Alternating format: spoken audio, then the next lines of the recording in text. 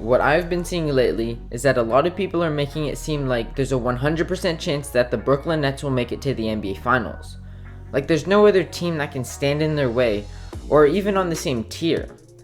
They have established themselves as one of the best teams in the league, and if not, they're the best. They have the most talent any team has had in NBA history, so it makes sense.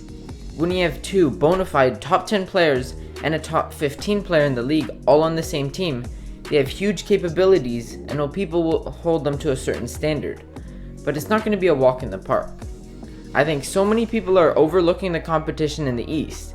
There are multiple teams in the East, like the Philadelphia 76ers and Miami Heat. But today, I want to focus on the Milwaukee Bucks. And first of all, if no one can slow down the players on the Nets, it's over. Some of the top scorers of all times are on the same team. KD, Kyrie, and Harden are all averaging over 25 points per game on the same team. And the reality is that you can't stop them, especially when they're on the court at the same time. But the Brooklyn Nets can be slowed down, and I believe the Bucks have the best personnel to do so. I understand matchups aren't the most accurate, but the Bucks match up really well with the Brooklyn Nets. You have Jrue Holiday. Kevin Durant, which is on the Nets, said he's the best defender in the whole league. Jrue Holiday is solidified as probably the best defender in the league at the guard position. You know, you put Jrue in any system, any coach is going to ask him to guard the best player. I mean, we played them 2018 second round, and he guarded me the whole series. And he was picking me up full court. He was guarding me in the post. It was tough to dribble on Jrue Holiday. He slides his feet so well. He got good hands. He's strong. He got good instincts. Dante DiVincenzo is a very underrated defender, and the Bucks have the reigning Defensive Player of the Year. Giannis can switch onto anyone on the team and is big and strong enough to slow any one of them down. Chris Middleton is an above-average defender, and PJ Tucker is one of the most versatile defenders in the league.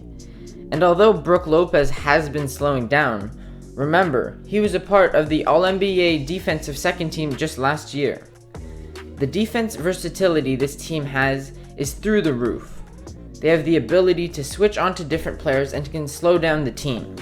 I'm talking about the amazing defense Milwaukee will bring, but who on the Nets can defend or even slow down Giannis? He has been a player that has won the MVP award last season and the season prior, but during both of the Bucks elimination series, he underperformed and they lost. And I think that had to do with the other teams exposing Giannis' flaws more so than him actually underperforming. Giannis doesn't have the most consistent three-point shot, and the Raptors and Heat exposed that, and they had the personnel to do so. They threw a bunch of tough players at him to stop him. The Raptors had players like Marc Gasol, Serge Ibaka, Kawhi Leonard, and Pascal Siakam to all help guard Giannis. The Miami Heat had players like Bam Adebayo, Jimmy Butler, Jay Crowder, and Andre Iguodala. You can see in their other playoff matchups, Giannis played great, but in the elimination games in the past two seasons, he didn't, and that's because the other team had the personnel to do so. And I don't trust anyone on the Brooklyn Nets to stop or even slow down Giannis Antetokounmpo.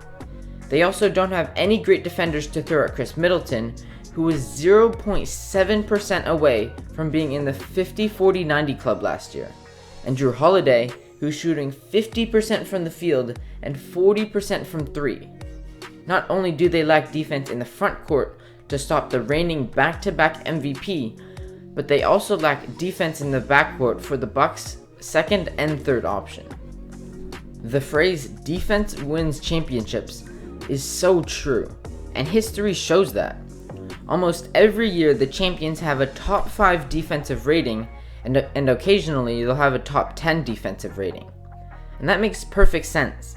As long as you have good defense, you will always be in the game, and will always have a fighting chance.